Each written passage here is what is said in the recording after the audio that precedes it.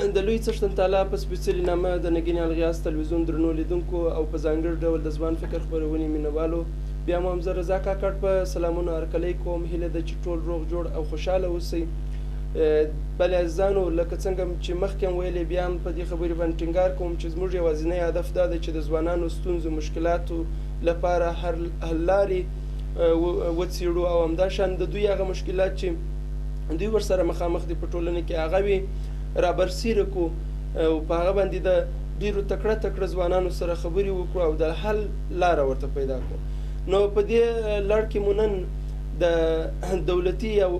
ادارو کې یا په اوسني نظام کې په عمومي ډول سره د ځوانانو د ونډې په اړه چې څونه ونډه لري او څونه دوی ته حصه ورکول سوې ده، تر څه حده پورې دوی په خپلو کارونو کې کامیابه دي او تر څه حده پورې د ناکامۍ سره مخامخ سوي. په دې اړه به د ښاغلي اسدالله مبارز صاحب سره چې د شخصیت په اړه نو نور څه زه تاسو ته نه وایم، تاسو ته د پېژندلو وړ سړی دی او ټول خلک یې پېژني، د هغه سره په دې اړه به بحث کوو او د دوی له نظره به دا ووینو چې دوی څه وایي په اوسني اداري او نظام کې ځوانانو ته ونډه ورکول سوې ده که نه ده ورکول سوې او که ورکول سوې تر کومه حده پورې ورکول سوې ده. همداشان په خپرونې په لړ کې به د دوی له نظره څخه حل لارې هم وڅېړو چې څه حل لاره شته تر څو ځوانان وکولی سي خپل حق لاسته راوړي. نو په همدې هیله چې د خپرونې تر پایه پورې زموږ سره مل اوسئ. ښاغلی مبارز صاحب ډېر ښه راغلاست. مننه کورمدان د لوی څښتن تعالی په سپېڅلي نامه ځان خپل په نوبت خپل درانه سلامونه ستاسې حضور ته او ستاسې د طریقه ستاسې د تلویزیون د پردې د طریقه خپل درنو وطنوالو ته وړاندې کوم. ښاغلی مبارز صاحب، د لومړۍ پوښتنې په حیث غواړم دا درڅخه وپوښتمه چې په اوسني نظام کې ځوانانو ته څومره ونډه ورکول سوې ده؟ نه دا به ډېر سخت دی کاکړ صاحب چې موږ پر دې موضوع باندې د تخنیکي د لحاظه بحث وکړو، خو څرنګه چې موږ تاسې وینو ځوانان موږ په افغانستان کې زموږ ستاسې د ټول هیواد په کچه کوم اوسېدونکي چې په دې هیواد کې اوسېږي د 80% په شاوخوا ځوانان دي چې په دې ملک کې ژوند کوي. ځوانان ته متاسفانه په تیرو دورو کې او تیرو حکومتونو کې د کرزي صاحب د حکومتونو په وخت کې متاسفانه ځوانان ته هغه توجه چې باید سوی وای نه دي سوي او هغه ونډې چې باید ځوانانو ته ورکړل سوي وای په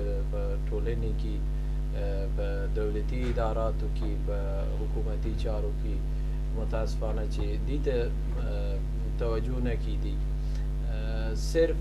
په تیرو دورو کې موږ تاسې شاهد یو د دې چې صرف د ځوانانو نقش په دې مسایلو کې سمبولیک و او په اساسي توګه د ځوانانو اړتیاو ته او د ځوانانو ستونزو ته او د ځوانانو نقش ته او د ځوانانو کوم وړتیا چې ځوانان درلود متاسفانه په تیرو دورو کې د دوی څخه استفاده نه کیدي. خو اوسني حکومت کې که موږ تاسې وګورو په اوسني دوره کې د ښاغلي اشرف غني د حکومت په دوره کې که موږ تاسې وګورو ځوانانو ته تر ډېره حده ونډه په حکومتي چارو کې او په دولتي اداراتو کې ورکول سوی. مثال یې موږ تاسې وینو واضح دی چې اوسني نظام کې ځوانان تر ډېره حده ورته توجه سوی. په طور د مثال زموږ ستاسې د هیواد د امنیت شورا سلاکار یو ځوان دی زموږ ستاسې په کابینې کې که اوس موږ تاسې ورته پام وګورو تر ډېره بریده ځوانانو ته نقش ورکول سوی. زموږ ستاسې اکثریت معینان په وزارتو کې ځوانان دي. تر ډېره کچه اوسني دغه 4-5 کاله حکومت د ښاغلي اشرف غني د حکومت دوره چې وه تر ډېره کچه موږ تاسې ته ثابته سوه چې ځوانانو ته ونډه ورکول کېږي او د ځوانانو وړتیاوو ته توجه کېږي. خو بیا هم ستونزې ډېرې دي. بیا هم متاسفانه د دې څو کالو کې افغانستان کې په دوه برخه کې پروژې موږ ډېر درلوده د سمبولیک په ډول، خو پروسې مو نه درلوده. موږ تاسې یو پروژه لرو او یو پروسه لرو. پروسه هغه شي ته ویل کېږي چې هغه په دوامداره توګه او مؤثره تمام شي. پروژه هغه شي ته ویل کېږي چې هغه د یو لنډمهال موخې دپاره تطبیقېږي. متاسفانه چې زموږ ستاسې د ځوانانو پر مسایل او موضوعاتو باندې او د ښځو پر چارو باندې موږ تاسې په افغانستان کې ولیدله چې صرف سمبولیک شعار ورکول کېدی او پروژې تطبیقېدی. متاسفانه د دوی د وړتیاو دپاره، د دوی د وړتیا د لوړېدو دپاره، د دوی د سواد او تحصیلاتو د دې شیانو کچې د وړلو دپاره متاسفانه داسې یو خاصه پروسه نه وه، پروژې وي. هره مؤسسه، هره انجو به تله ځان ته به یو د ځوانانو په نامه او د ښځو د حقوقو په نامه به پروژې نیوله او هغه به تطبیقوله، خپل جیبونه پرې ډکوله. یا به موږ تاسې لیدله چې تالارو کې ځینې سمبولیک سیمینارونه او ناستې به کېدي، د ځوانانو او د ښځو په نامه به پیسې د بودیجې څخه به مصرفېدی او هغه د ځوانانو پر ژوند باندې هېڅ اغېزه نه درلوده. خو موږ تاسې افغانستان کې اوس شرایط که وارزه وګورو چې افغانستان د سیاسي او استراتیژیک د لحاظه افغانستان په داسې یو حالت کې اوس روان دی چې تر ډېره کچه زموږ د حکومت، زموږ د دولت او حتی زموږ د بین المللي پانګوالو چې زموږ بین المللي استراتیژیک انډیوالان دي، د هغوی زیاتره توجه پر جنگ باندې دی، زیاتره فوکس د دوی پر جنگ باندې دی، ځکه افغانستان کې اوس جنگ روان دی او په دې جنگ کې د افغانستان ټول وګړي قرباني کېږي او په خاصه ډول هغه ځوان نسل دی، ځوانان دي چې په جنگ کې متضرره کېږي. نو موږ کولی سو چې مطمئنه اوسو تر ډېره حده چې اوسني تېره دورې کې 15 کاله چې د ملي وحدت حکومت 15 کاله تېر سو، تر ډېره برېده ځوانانو ته توجه سوی. خو بیا هم ځکه چې د افغانستان نفوس اکثریت وګړي ځوانان دي، نو زیاتره دا غواړي چې دې ته زیاتره پاملرنه وسي، ځوانانو ته زیاتره ونډه ورکول سي په چارو کې او د ځوانانو د تحصیلاتو او د سواد کچه باید تر دې هم زیاتره لوړ سي. ښاغلی مبارز صاحب، یوې خبرې ته تاسو پام وکړئ چې دا بهرني هېوادونه چې دي د دوی ډېر تاکید په جنګ باندې دی او بل دا د جنگ روال ته چې موږ ګورو افغانان که هره خوا ته مړي بیشتره یا هغه د جنگ په ماحول کې چې مړي هغه ځوان دی، که هغه مخالفه ډله اوسي که دولت وي. دغه هم د ځوانانو لپاره یو دردونکی حال دی چې اخوا کې هم دوی مري، دې خوا کې هم دوی مري، خو که د سولې خبرې وي او که نور مهم بحثونه یې کنفرانسونه یې، په هغو کې ځوانان استازی، کوم خاص ځانګړی استازی نه لري چې د ځوانانو په نامه هلته د ځوانانو د منافعو په خاطر خبرې وکړي. مثلا تاسو ولیده چې په غیر مستقیم ډول سره په مسکو کې یو داسې یو کنفرانس ولو چې ډېرو غټو لوړپوړو چارواکو هلته ونډه واخیسته، خو د ځوان په نامه یا د ځوانانو په نامه هلته کوم نماینده نه و. نو دا څنګه ارزوئ چې ځوانان دواړو خواته قرباني ورکوي خو دوی یو نماینده هم نه لري، حتی د سولې په خبرو کې لا هم دوی نماینده نه لري؟ متاسفانه په افغانستان کې څرنګه چې موږ تاسو په جریان کې افغانستان یو جنګ ځپلی هېواد دی، 40 کاله کېږي په دې هېواد کې جنګ روان دی او د دې جګړې په ترڅ کې په دې 40 کالو کې زموږ ستاسې د ملک ټول سیاسي، ټولنیز، اقتصادي او کلتوري بنسټونه د منځه تللي دي چې په هغه کې تر ټولو زیاتره ځوان نسل متضرره شوي دي. تاسې که نن وګورئ که مهاجرې کېږي د افغانستان نه بهر مهاجرت ته ځي، تر ټولو زیاتره ځوانان دي، حتی ځوان کدرونه دي چې دوی دپاره زیار ایستل شوی په دې ملک کې، دوی درس ویلی، دوی تحصیل یې کړی، په ډېر لوړو سطحو دوی د تحصیلاتو درجه لري. متاسفانه چې د ستونزو له کبله دوی د افغانستان نه بهر ځي، مهاجرت کوي. که جنگ ته څرنګه چې تاسې اشاره وکړه، موږ تاسې وګورو په دواړو خواو کې د جنگ قربانیان اکثریت ځوانان دي. که تاسې د نظامی کسانو او زموږ ستاسې په ملي پوځ کې مثلا ملي پولیس کې تاسې وګورئ، د دوی په صفوف کې اکثریت چې ولاړ دي ځوانان دي. د طالبانو په صفوفو کې هم که تاسې وګورئ د دولت مخالفین چې دي د دوی په صفوفو کې هم اکثریت د دوی هغه جنگي کسان نظامی کسان چې دوی په جګړه بوخت دي او په سنګرو کې دوی جنګیږي هغه ځوانان دي. متاسفانه دا یو تریخ واقعیت دی چې په افغانستان کې اوس موږ تاسې شاهد یو او وینو. خو دلته یو توپیر شته. حکومت تر ډېره حده ځوانانو ته ما مخکې اشاره وکړه چې ونډه ورکړې په چارو کې،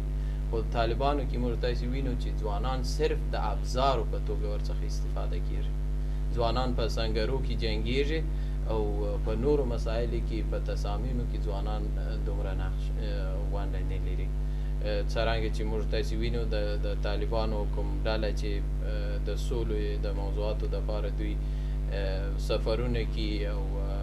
لیدنې لري د ډیپلوماتیکو غړو د نورو ممالکو د ډیپلوماتیک غړو او ډلو سره چې دوی لیدنې لري، په هغه کې ځوانان لږ لیدل کېږي، نسته حتی د طالبانو په ډله کې. خو حکومت نه زموږ غوښتنه دا دی چې باید دې ته حکومت په کلکه دې ته باید پاملرنه وکړي. تاسې که متوجه اوسئ د اوله کله چې په افغانستان کې د سولې موضوعاتو باندې خبره شروع شوه په افغانستان کې د ځوانانو د ډلو څخه او د ځوانانو د اکثریت حرکات چې کوم مدني فعالین چې موږ د ځوانانو څخه لرو او کوم مدني حرکتونه چې د ځوانانو لخوا ترسره کېږي، د ځوانانو غوښتنه همدغه وه چې باید د ځوانانو نمایندګان د سولې په پروسې کې اوسي. خو متاسفانه د سولې پروسه موږ تاسې دلته هغه رقم په هغه صورت چې د افغانستان ملت او خلک دغه لري د انتظار یې درلود هغسې مخته ولاړی نه. طالبان د دې پر ځای چې راسي د حکومت سره د سولې پر مسایل مذاکره وکړي او خبرې وکړي، دوی هغه زاړه کسانو ته چې دوی د دې ملت دپاره خپل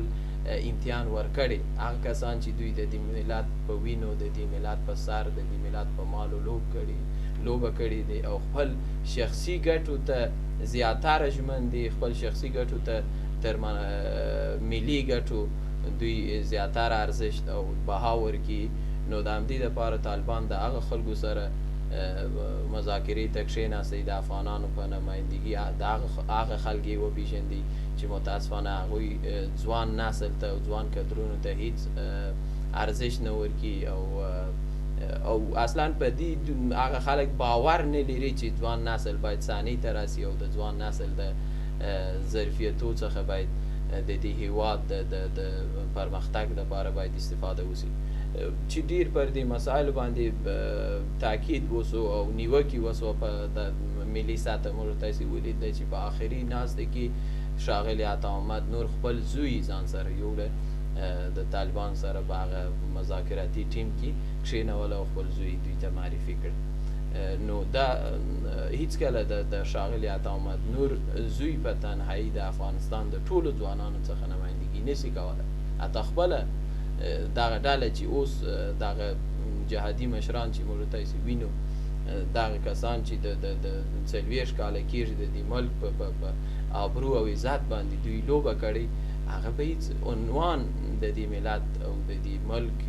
نمایندګي نشي کولی. دوی حتی خپل د قوم، خپل د ولس، خپل د کورنۍ نمایندګي نشي کولی.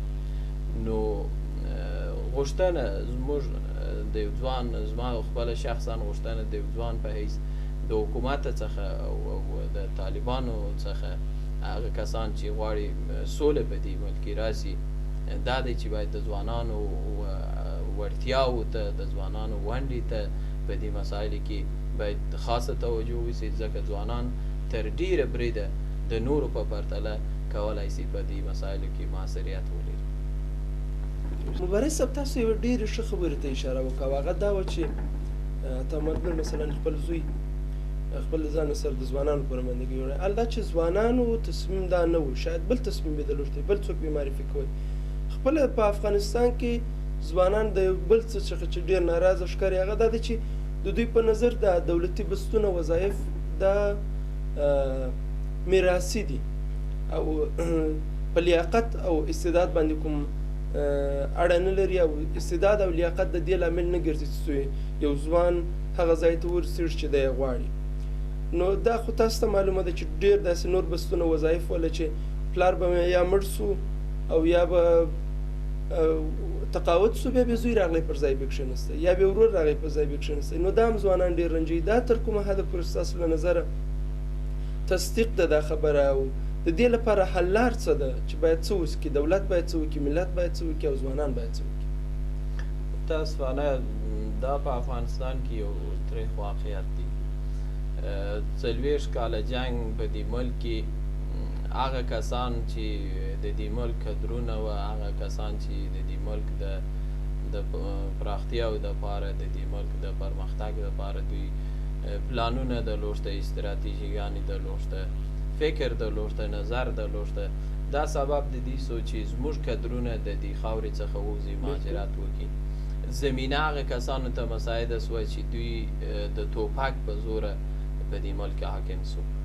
او کله چې هغه کسان چې د توپک په زوره په دې ملک حاکم سوه دا خو حاکم سي دا خو یو واضح خبره ده چې دوی بیا هغه کسان چې د توپک د لارې څخه قدرت په لاس کې نیسي هېڅکله نه غواړي چې هغه قدرت دوی د لاسه ورکړي نو د همدې دپاره د دې واک یا قدرت د ساتلو دپاره هغه خلک د هرې لارې څخه هر ممکن یا ناممکن لارې څخه دوی استفاده کوي دا متاسفانه په افغانستان کې موږ تاسو تر اوسه وینو پخوا خو تر دې لا هم زیاتره وه چې هر څوک به چې پر یو حکومتي یا دولتي چوکۍ باندې منصوب و هلته کار کوله دی چې به مړ سو یا دغه سو تقاعد سو حتی په ځینو مواردو کې چې د یو چا وظیفه د سن پر اساس یو سړی چې تقاعد کیدی د زوی په میراثي ډول د پر ځای راتې او کار یې کوله لکه موږ تاسې مخکې لیدلي مو دي د سولې په شورا کې مثلا کله چې استاد رباني چې شهید سو د زوی په اتومات ډول د پر ځای راله د سولې د شورا مسؤول سو په طور د مثال ځینې جهادي رهبران چې موږ تاسې وینو چې دوی په حق یا په ناحقه جنرالیانې اخیستي وو د جهاد په وخت هغه چې کله مړ سو د دوی زامن اتومات حکومت هغه جنرالي د زامنو ته ورکړه لکه د فهیم صاحب لکه د نور جهادي مشران چې موږ تاسې وینو وروسته در دې چې د پلار د دې دنیا څخه تللی اتوماته ډول هغه منصب یا هغه درجه یا رتبه نیکه نظامي وه که ملکي وه په هر اړخ کې د وزوی ته ورکول سوی درسته ده موږ د افغانستان د خلکو کوم جهاد چې افغان ملت د روسانو په وړاندې کړی هغه ته موږ ډېر درناوي لرو په درنه سترګه ورته ګورو ټول دنیا پوهېږي په دې تاریخ شاهد دی چې څوک او کم کسان د روسانو په وړاندې وجنګېدي جهاد یې وکړي او استفاده د جهاد د نومه څخه چا وکړه جیبونه چا ډک کړه د جهاد په نامه د خلکو مالونه د خلکو سرمایې د خلکو عزت چا ولوټول او بیت المال څخه چا ناوړه استفاده وکړه خپل په د شخصي ګټو دپاره او جهاد د افغانستان سپېڅلي ملت وکړه د روسانو په وړاندې خو اوس موږ د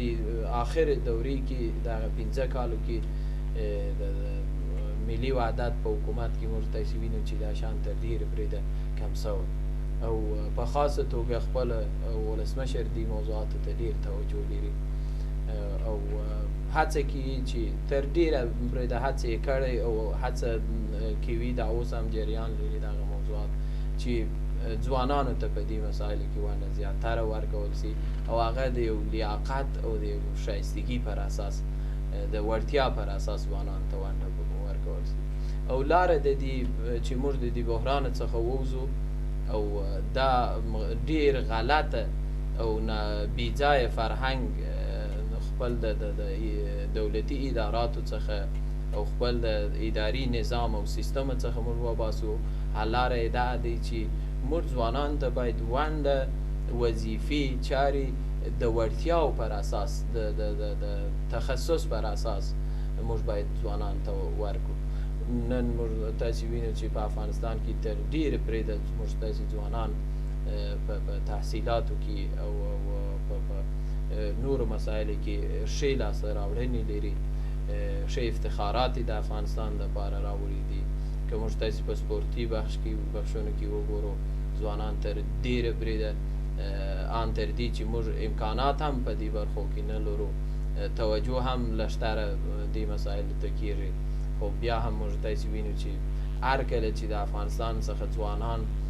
وتلي دي د خاورې نه بهر او د هاخوا چې راغلي دي، حتما یو لاسته راوړنه او افتخار د دې ملک دپاره راوړي دي. په د لوړو زده کړو په برخه کې که موږ تاسې وګورو، نن سبا زموږ تاسې ځوانان تر ډېره کچه د فیصدي پر اساس د لوړو زده کړو په دغه سنبال دی، سلا سنبال دی. موږ تاسې وینو چې پوهنتونونه زموږ تاسې په ځوانانو ډک دي، که هغه خصوصي پوهنتونونه دي که دولتي پوهنتونونه دي. د بورسیو دپاره متاسفانه چې بورسي په عادلانه ډول د 18-19 کاله کېږي پر افغانان باندې ویشل سوي نه دي. بورسیو ته چې تللي دي د جنرال صاحبانو زامن تللي دي، بورسیو ته چې تللي دي د وزیر صاحبانو زامن تللي دي، بورسیو ته چې تللي دي د وکیل صاحبانو زامن او اقارب تللي دي.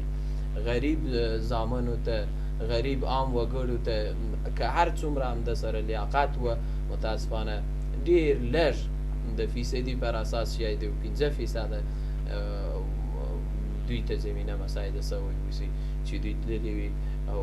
د افغانستان نه بهر د بورسیو څخه مستفیده سوی اوسي او د هغه څخه دوی متاسفانه بې برخه پاتې دي او دا یو ناعادلانه روان دی. دې ته باید په خاصه توګه توجه وشي. راتلونکي حکومت چې موږ تاسې وینو. بالکل ښاغلی مبارز صاحب، یوه خبرې ته تاسې اشاره وکړه چې اوسني ولسمشر داسې ځوانانو ته ځینې کارونه کړي، خو د دغه اوسني ولسمشر څخه ځینې ځوانان بیا سر ټکوي. هغه په دې اساس چې کوم قولونه چې ده ورکړي وه، کوم د ده یو غټ شعار د تېرو انتخاباتو کې دا و چې دی به ځوانانو ته یو خاصه توجه لري. د ده د شعارو په نسبت، شعارونه چې ورکړي وو د هغو په نسبت خلک د ده څخه راضي نه دي. یعنې هغه شعار چې ده ورکړی په هغه نسبت یې کار نه دی کړی. د ځوانانو نظر دا دی. نو تاسو څه فکر کوئ چې ولسمشر واقعیت هغه څه چې ویلي په هغو یې عمل نه دی کړی؟ زه یو شي غواړم چې خپل هیوادوالو ته وایم او سپینې کړم، دا موضوع داسې دی چې زه یې منم چې ولسمشر خپل د کمپاینیزو مسایلو او کمپاینیزو فعالیتونو په وخت کې ځینې شعارونه یې ورکړه، ځینې وعدې ځوانانو ته ورکړه چې په تر ډېره کچه بریالي نه سو چې بیا وروسته خپل د حکومت په دورې کې دی هغه شعارونه چې دی ورکوله د کمپاین په وخت کې هغه نه عملي کړي. خو دلته ځینې ستونزې شته، ځینې ستونزې شته. زه نه غواړم چې د ولسمشر د موقف څخه دفاع وکړم. زه نه د ولسمشر ویاند یم او نه د مدافع وکیل یم. خو یو شی چې سپینه خبره ده، موږ تاسې وینو چې د ملي وحدت حکومت یو دوه سره حکومت و. ځینې تصامیم به ولسمشر د ځینو مسایلو دپاره، ملي مسایلو دپاره به نیوله او هغه به ښاغلي ډاکټر صاحب عبدالله ورسره مخالفت کول. ځینې تصامیم به ډاکټر صاحب عبدالله نیوله، خو د ځینې مسایلو پر اساس، د ځینې دیدګاهو پر اساس او ملي مسایلو پر اساس ولسمشر د هغه په وړاندې به درېدي. نه، یعنې ستاسو نظر داسې دی چې دغه وعدې چې ده کړي دي. زه غواړم دا ووایم چې اوسني نظام کې د تیرو نظامونو په پرتله، اوسني حکومت کې بخښه غواړم، د تیرو حکومتونو په پرتله که موږ تاسې وګورو تر ډېره حده ځوانانو ته ونډه ورکول سوې. یعنې نظر مو یوې خبرې ته غواړم اشاره وکړم، مبارز صاحب ستاسو خبرې مخه هم نیسم. ستاسو نظر په دې اړه داسې دی چې یعنې ځوانانو ته چې ولسمشر څه وعدې کړي وې د هغو په عملي کولو کې ده څه ناڅه کار کاوه، خو نورې کړي وي چې د ده مخې نیولی چې دا کارونه سرته نه رسېږي. په مجموع کې په افغانستان کې دغه 15 کاله چې موږ تاسې د ملي وحدت حکومت عمر چې وګورو ورته دا داسې یو حالت و چې په افغانستان کې یو بحراني حالت و. د هرې خوا فشارونه، سیاسي فشارونه، اقتصادي فشارونه نظامی فشارونه پر افغانستان باندې د هرې خوا زیات د نورو حکومتونو د تیرو حکومتونو په پرتله که موږ تاسې وګورو دومره ستونزو او دومره بحرانونو سره چې د ملي وحدت حکومت مخ و نورو حکومتونو په افغانستان کې د کرزي صاحب په وخت نه وه داسې وضعیت او متاسفانه چې کله چې په یو ملک کې جنګ وي کله چې په یو ملک کې د هر خوا څخه د استخباراتي کړیو د فساد د منطقه د همسایه هیوادونه چې موږ تاسې لرو دومره فشارونه چې اوسني حکومت باندې سته پر نورو پخواني حکومتونو باندې نه وه او دا فشارونه او دا جنګ جګړې لامل د دې ګرځي چې موږ د ځینې اساسي مسایلو څخه لاس وکاږو عمدن حکومت پر ځینو مسایلو باندې نه دی توانېدلی او وخت فرصت ورته مسایل سوی نه دی چې دی پر ځینو مسایلو باندې لکه د ځوانانو پر ستونزو باندې په خاصه توګه توجه وکړي خو یو موضوع چې ډیر مهمه ده په هغې کې دا دی چې خپله ځوانان هم متاسفانه چې موږ تاسې وینو چې ځینې زموږ ځوانان یو سم فکري ثبات نه لري موږ تاسې وینو دا اوس په افغانستان کې تاسې وګورئ د زرهاو پر شاوخوا موږ تاسې مدني ټولنې لرو کلتوري ټولنې لرو چې په دو کې دغه زرهاو عدد او رقم چې ما درته یاد کړه په دو کې ټول معاصریت د افغانستان د حالاتو دپاره نه لري ټول نه دي سوایېدلي هغه فعاله ونډه چې دوی په ټولنې کې باید درلود دی وای هغه ولوبوي خو متاسفانه چې موږ تاسې وینو چې د ګوتو په شمار هغه د ځوانانو ټولنې دي د ځوانانو هغه حرکتونه دي او کړي دي چې دوی سوایېدلي تر ډېره بریده د دې ملک دپاره یو څه د ویل دپاره ولري نو حداقل ځوانانو ته هم پکار دی چې ځوانان د فکري ثبات څخه باید برخوردار متزلزل نه وي په یو لارې کې چې یو ځوان قدم ایږدي د یو کار دپاره چې دی مبارزه کړي او ملا تړي د دې ملک دپاره هلته باید ځوان ثابت قدمه پاتې سي په هغه لارې کې په هغه مبارزې کې او فکري ثبات ولري متزلزل نه وي چې نن یو سړی وسوایده د فکر واړی وي سبا بل سړی او سبا بله کړي سبا بله استخباراتي کړي ځوانان تر ټولو دغه اوسني حالات چې موږ تاسې په افغانستان کې وینو اقتصادي ستونزې وینو سیاسي ستونزې وینو کلتوري مسایل دي په افغانستان کې د هرې خوا مداخلې کېږي په دې ملک کې د دې تر ډېره بریده فشارونه او بوج پر ځوانانو باندې ډېږي او په قصدي توګه اچول کېږي خو دا په کار دی د ځوانانو دپاره چې ځوانان په دې لارې کې د مبارزې په لارې کې باید د فکري د لحاظه باید یو ثبات ولري ثابت قدم اوسي او منظمه یو تګلاره ولري او خپل د هیواد د راتلونکي دپاره یو روښانه لیدلوری باید ځوانان ولري او د مبارزې په ډګر کې باید ځوانان ثابت قدمه پاتې سي مبارز صاحب دغه خپل اوسني شرایطو ته تاسو اشاره وکړه چې داسې شرایط رامنځته سوي چې دولت ځینو مسایل ته زړه ښه کوي چې باید دا کار وکړي خو وخت نه ورته پیدا کوي خو یوه خبره ډیره مهمه ده چې په اکثرو هیوادونو کې حتی داسې هیوادونه چې د افغانستان په سطح کې دي یعنې دغه جنګ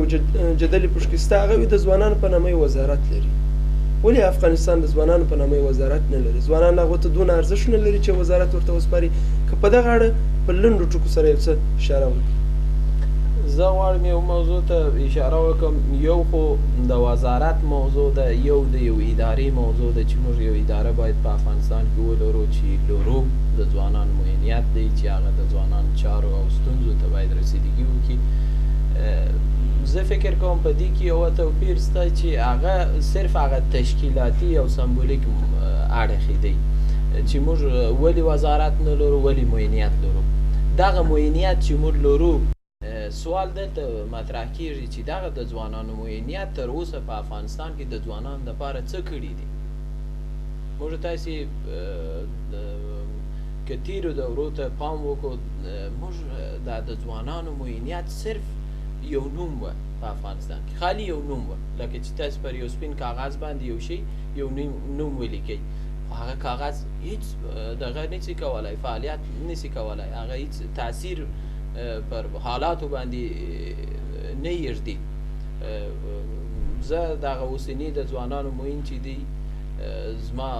شخصي انډیوال دی، زه ورسره کښېناستلی یم، پر دې مسایل باندې مو د نږدې ورسره بحث کړی. هغه ماته ویل چې په دا تېرو 15-18 کالو کې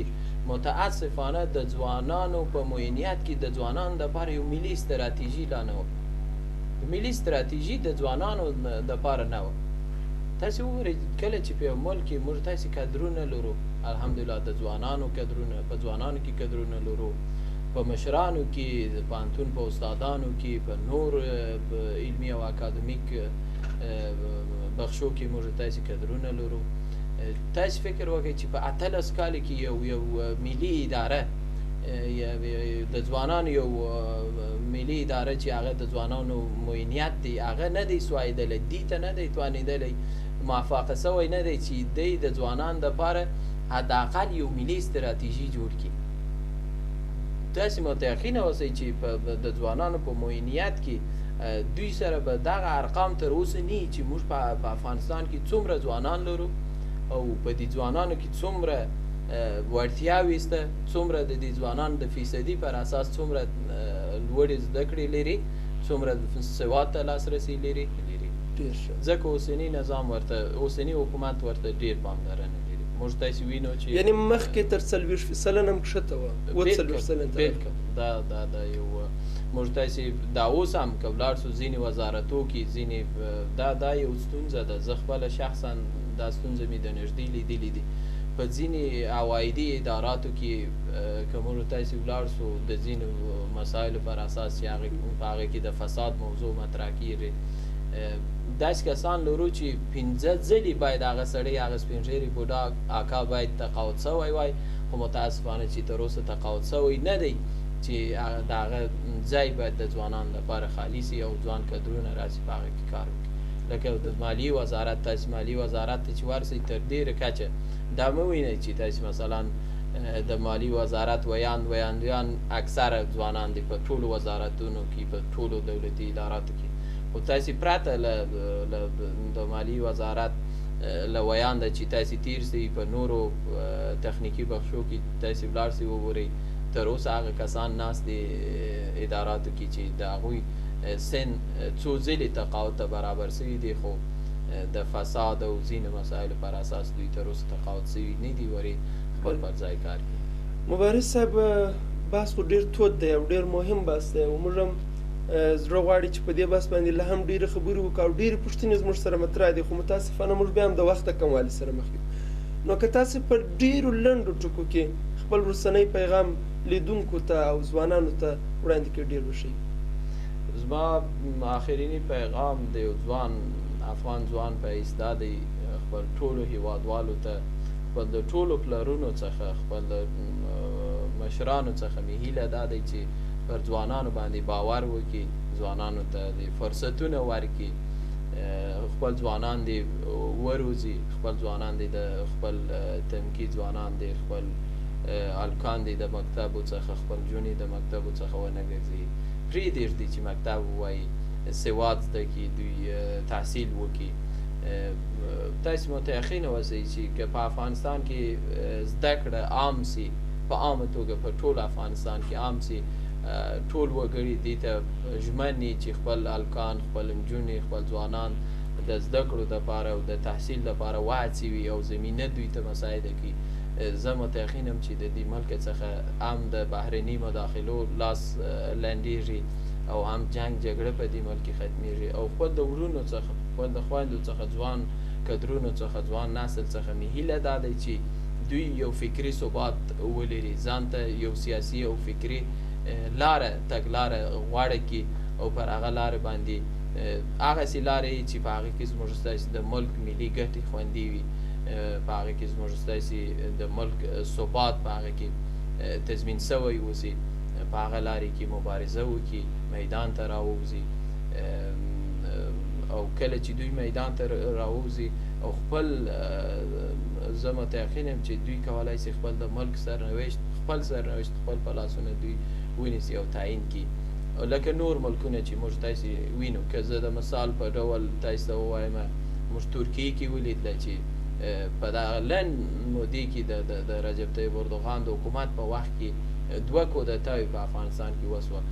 بخښه غواړم په ترکیې کې وسوه، خو دغه ځوان نسلونه وه چې خپل د حکومت په ملاتړ د کودتاچیانو په وړاندې ودرېدی، په خالي لاس زغروال تانکونه یې ودروله او هغه کودتاچیان یې د تانکونو څخه وایستله. نو موږ تاسې هم زه متیقن یم چې زموږ ځوان نسل کولی شي چې د دې ملک لپاره ډېر کارونه وکړي، په شرط چې دوی یو فکري ثبات ولري او د مبارزې په میدان کې مایوس او ناامیده نه شي. د افغانستان د ځوانانو د اتفاق په هیله او ستاسو څخه هم یوه نړۍ مننه چې زموږ دعوت مو ومنئ او زموږ خپرونې ته راغلاست، زموږ استودیو ته راغلاست. یو جهان مننه او د تخنیکي همکارانو څخه هم یوه نړۍ مننه، لیدونکو ستاسو څخه هم یوه نړۍ مننه چې د خپرونې تر پایه پورې زموږ سره مل واست. نو تر بیا چې زه رضا کاکړ د یو بل میلمه سره ستاسو درنو عزیزانو په چوپړ کې حاضرېږم، تاسو په لوی او لا ازاره څښتن تعالی سپارم. الله مو مل شي.